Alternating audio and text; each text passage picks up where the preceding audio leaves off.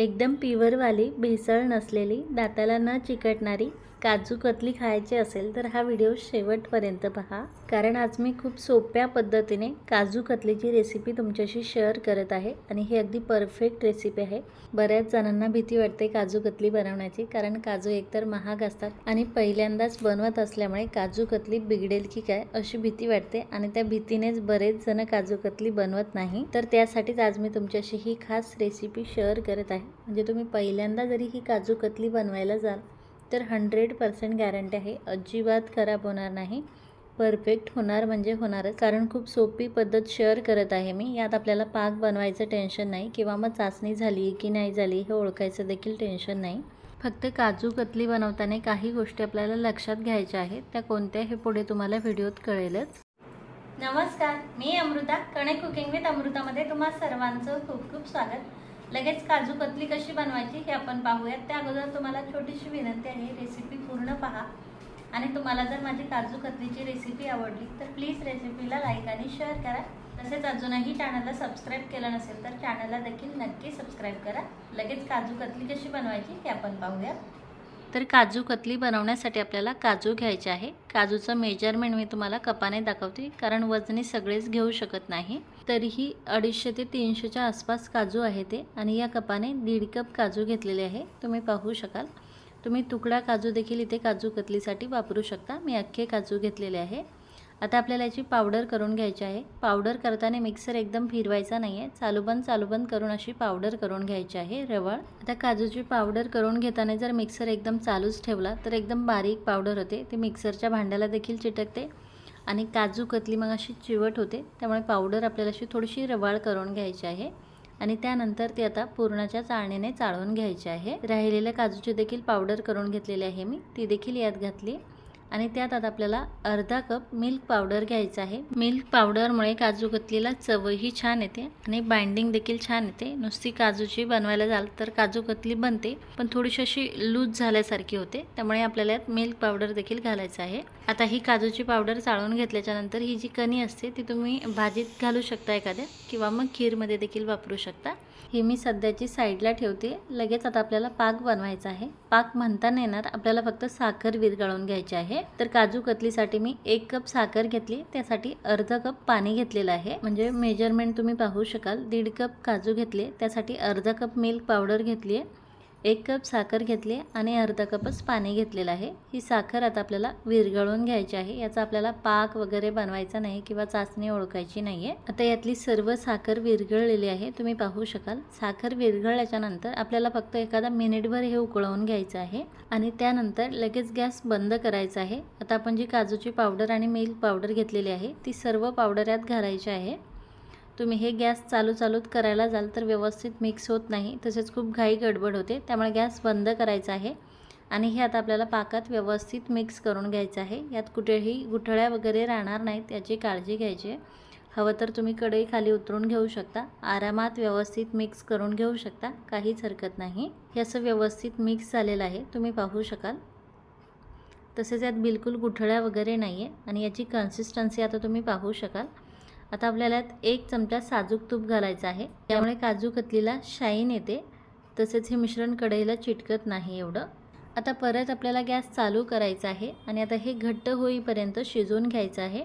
याची कन्सिस्टन्सी नंतर कशी असावी किंवा हे मिश्रण कसं असावं हे मी पुढे तुम्हाला सांगेलच। लो टू मीडियम फ्लेमवरती हे आपल्याला आटवून घ्यायचं आहे। हे जर कढईला चिटकत असेल तर गॅसची फ्लेम एकदम कमी करायची आहे आणि व्यवस्थित हळूवारपणे हे शिजवून घ्यायचं आहे। हे मिश्रण 5 ते 7 मिनिट असं शिजवून घेतल्याच्या नंतर या कंडिशनमध्ये येतं। तुम्ही याची कंडिशन आता पाहू शकाल। तर हे मिश्रण आता परफेक्ट कसं ओळखायचं हे मी तुम्हाला सांगते। तर गॅस बंद केलेला आहे मी, तसेच थोडंसं मिश्रण एका प्लेटमध्ये काढून घेतलेलं आहे मी, हे थंड होण्यासाठी ठेवायचं आहे। तसेच आपली कढई गरम आहे, त्यामुळे हे मिश्रण सतत हलवत राहायचं आहे, नाहीतर मिश्रण कढईला लागू शकतं। आता हे मिश्रण जसं थंड होत जातं तसं घट्ट होत जातं। छान रवाळ मिश्रण तयार झालेलं आहे आपलं, एकदम असं बारीक नाही आहे, तुम्ही पाहू शकाल। रवाळच थोडीशी काजू कतली हवी, एकदम जर बारीक असेल तर दाताला चिटकते। प्लेटमध्ये घेतलेलं मिश्रण थंड झालेलं आहे। आता पाण्याचा हात घ्यायचा आहे आणि हे मिश्रणाची गोळी बनते का चेक करायचं आहे। अशी गोळी जर बनत असेल तर मिश्रण परफेक्ट आहे असं समजावं। बनत नसेल तर मिश्रण आपल्याला अजून पुन्हा 2-3 मिनिट छान शिजवून घ्यायचं आहे। हे मिश्रण आता ओके आहे, परफेक्ट आहे। तर हे आता मी सतत असं हलवून घेते घट्ट होईपर्यंत।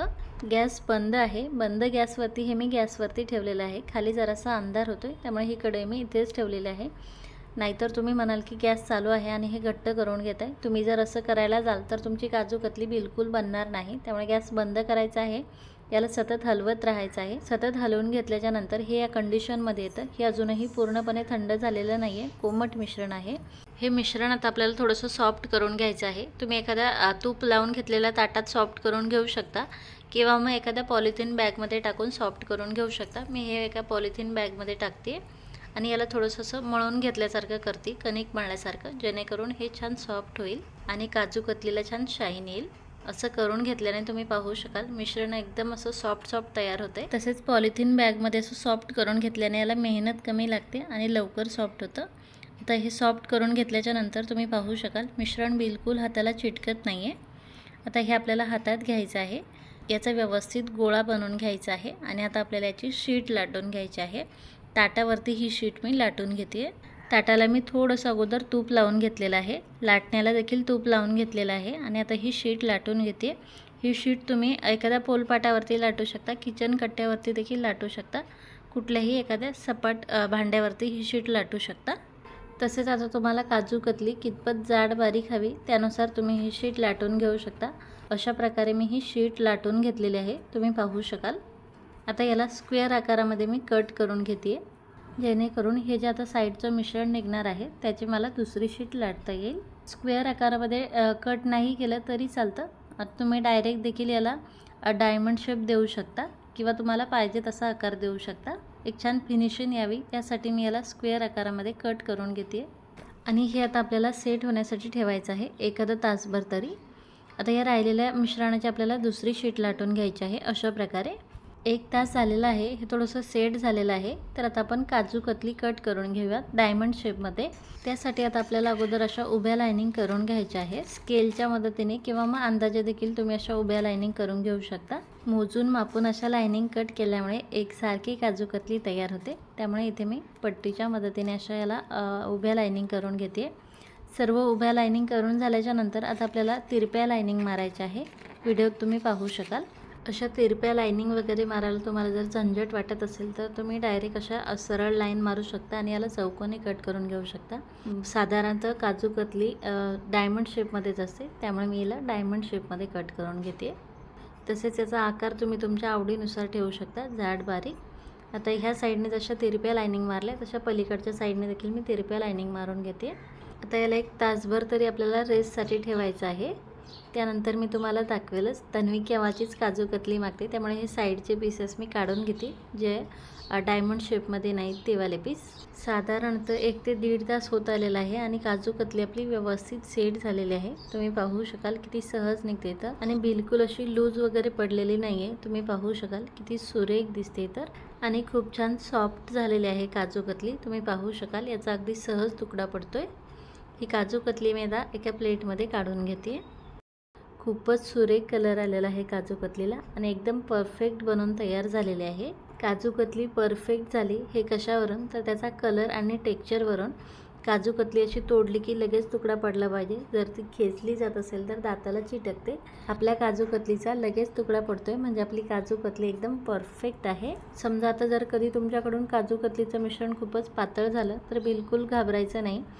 काजू कतलीचं मिश्रण गॅसवरती ठेवायचं, परत त्याला 2-3 मिनिट शिजून किंवा आटवून घ्यायचं आणि त्यानंतर त्याची शीट थापून घ्यायची थंड झाल्यावरती। किंवा जर खूपच पातळ झालेलं असेल तर तुम्ही त्यात थोडीशी मिल्क पावडर घालू शकता आणि ते मिश्रण आटवून घेऊ शकता, छान होते काजू कतली। पण तुम्ही जर मी सांगितलेले टिप्स आणि मेजरमेंट फॉलो करून जर काजू कतली बनवली तर तुमची काजू कतली 100% अशीच होणार। त्यामुळे नक्की ट्राय करून पहा, तुमची काजू कतली अजिबात बिघडणार नाही।